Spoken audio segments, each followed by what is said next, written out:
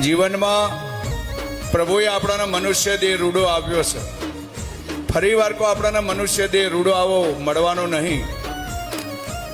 84 લાખ યોની ફરીએ તાણે એક વખત પ્રભુ આપણાને આવો મનુષ્ય દેહ રૂડો આપે છે.